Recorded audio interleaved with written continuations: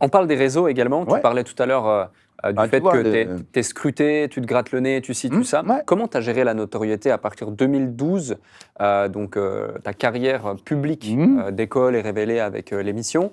Puis ensuite, il y en a d'autres. Comment tu gères la notoriété à ce moment-là et au fil du temps? Bah, franchement, la seule chose que j'ai eu du mal à gérer, c'est les critiques. Mais des critiques méchantes. Ouais. Moi, les critiques qui sont constructives, quand elle me dit, ouais, à un moment, je me rappelle, je suis chez mon ex-belle-mère et je foire une omelette. Je suis en vidéo pour 66 minutes Ok. et je suis chez ma belle-mère. La table de cuisson est très basse. La poêle, bah, c'est une poêle Oui. qui a vécu. Et je me chauffe à faire une omelette avec des patates et l'omelette se disloque. Ok. Donc là, t'es Nasbrock, t'es nul, t'es une merde, t'es un machin. Mon pull était vétuste, j'avais un trou dans le pull, j'avais mes rouflaquettes. J'aime pas les attaques faciles. Voilà, on C'est me un vrai connaît sujet pas. parce que beaucoup Bah, de gens j'aime n'osent pas créer du contenu à cause justement Non, de. Exactement. Aujourd'hui, ça passe, mais j'aime pas qu'on attaque ma femme, j'aime pas qu'on attaque mes enfants. Je trouve que c'est trop facile. Bah oui. Et voilà. Après, que tu m'aimes pas, je répondrai une phrase très simple. Bon, tu peux continuer à me regarder puis à me défoncer, c'est pas. Mais au bout d'un moment, l'insulte et la méchanceté, ça n'a pas sa place pour moi. Je pense que c'est là où on devrait avoir un vrai filtre. Je pense qu'aujourd'hui, avec la technologie, on peut filtrer ce genre voilà. Le t'es nul, ça passe. Moi, ça me dérange pas le t'es nul. Ouais, après, Mais c'est une question t'as de une goût grosse aussi. insulte, ouais, c'est non. Tu vois, dire Non. je vais goûter ta cuisine chez toi, bon, j'ai aimé, pas aimé, c'est qu'une question de goût. Tu quoi. peux, mais tu tu vois, peux voilà. dire que t'as pas aimé du tout. Enfin, je suis ouvert à toutes les critiques, mais Ouais. même les critiques les plus positives. C'est-à-dire, j'aime pas. J'ai Ouais. été déçu. J'ai un ami qui est boulanger, qui est venu 3 fois dans mon restaurant, et puis la 4e, il me fait, j'étais un petit peu déçu. Mais moi, j'aime ce genre d'individu. Ah, intéressant. Et comment tu as réagi à ça alors, justement? Parce que toi Bah, qui es moi, je me flingue. Moi, attention, je suis un mec, je m'auto-flagelle plus que n'importe quelle critique sur TripAdvisor ou le Guide Michelin. Ok. Quand j'ai ouvert le Prince de Galles, j'ai vomi partout, de tous les trous, Ah ouais? en stress. Genre, t'étais en malade. Alors que j'ai joué au théâtre. Et j'ai joué avec des big pointures du théâtre où j'ai jamais vomi. Ok.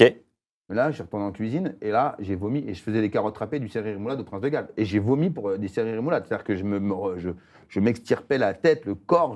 Ah, tu te rendais malade. Voilà, Ok. voilà. Et comment tu as réagi justement à cette critique? Parce que c'est-à-dire, ok, il t'a fait une critique, ça t'a rendu malade, mais derrière, t'en as ressorti J'accepte. quoi? J'accepte. Bah, j'y retourne.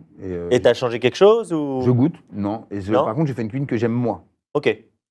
qui essaie d'être aimée par tout le monde. Ouais. Donc il y a des Mais choses avant que tout, j'enlève. tu. Mais je le tu fais l'aimes, comme quoi. moi, je l'aime. Moi, le céleri rémoulade, c'est un truc que je vomissais à l'école, quoi. Le céleri rémoulade, à la cantine, je le gère. Même en barquette, là. Ouais. Donc j'ai fait un céleri rémoulade avec de la pomme Granny Smith parce que ça amène un côté un peu acide, un peu pomme. Ok. Voilà, pas trop sucré, mais un peu pomme. Donc ça rafraîchit. J'ai mis de la noisette parce que ça ramène un côté un peu cacahuète, un peu fun, un peu jeune. J'essaie de tirer ce céleri rémoulade vers du coleslaw, tu vois, vers un coleslaw, cette salade un peu américaine, enfin Ok. anglo-saxonne. Et après, j'ai mis des œufs de brochet. Donc ça parle pas, mais c'est comme si tu mettais des petits œufs de truite ou des tobicots fumés. Ok. Comme ça, c'est un petit moyen de ramener quelque chose d'un peu plus boisé, comme si tu mangeais une petite tranche de saumon fumé. Ok. Comme une salade nordique. Voilà, je m'inspire que de ça. Voilà, Ok, carotte râpée infusée au jus d'orange avec des feuilles de kumbava, enfin voilà. Et après, c'était une carotte râpée. Donc toi, devant toi, t'as dit, putain, attends, le mec, il m'a fait une carotte râpée avec des fans de carottes frites. Mais quand tu mets en bouche, et ce qui m'intéresse, c'est le goût.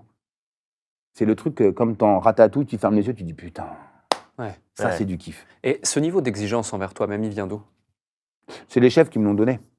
C'est des chefs comme Bernard Loiseau, comme Marc Vera, comme Mauro Colagreco, comme Cyril Lignac, parce que je travaille chez Cyril Lignac, qui te demandent le meilleur. Déjà, pour eux et leur restaurant.